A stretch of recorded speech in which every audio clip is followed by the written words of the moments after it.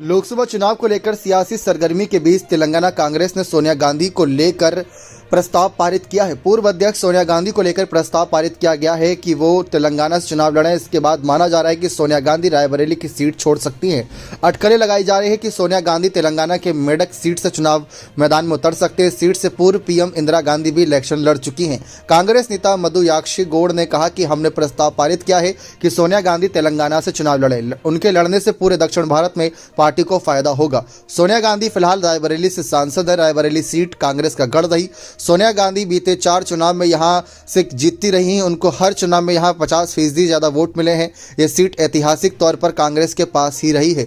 देश में अब तक हुए 17 लोकसभा चुनाव में 3 चुनाव छोड़ दें तो ये सीट हर बार कांग्रेस के पास रही है। देश के 72 साल के चुनावी इतिहास में उत्तर प्रदेश की रायबरेली सीट 66 साल तक कांग्रेस के पास रही। तेलंगाना कांग्रेस के प्रस्ताव को लेकर कई सवाल उठ रहे हैं। रायबरेली सीट सोनिया गांधी छोड़ती हैं तो क्या उनकी बेटी प्रियंका गांधी इस सीट से चुनाव लड़ेंगी? उत्तर प्रदेश कांग्रेस के अध्यक्ष अजय राय ने हाल ही में प्रियंका गांधी और राहुल से यूपी के सीट से चुनाव लड़ने की अपील की थी। राहुल गांधी को साल 2019 के लोकसभा चुनाव में अमेठी सीट से हार का सामना करना पड़ा था, लेकिन नजरें इस बात पर रहेंगी कि अगर सोनिया गांधी रायबरेली सीट छोड़ती है तो उनके सीट छोड़ने से कहीं कांग्रेस को तो नुकसान नहीं होगा।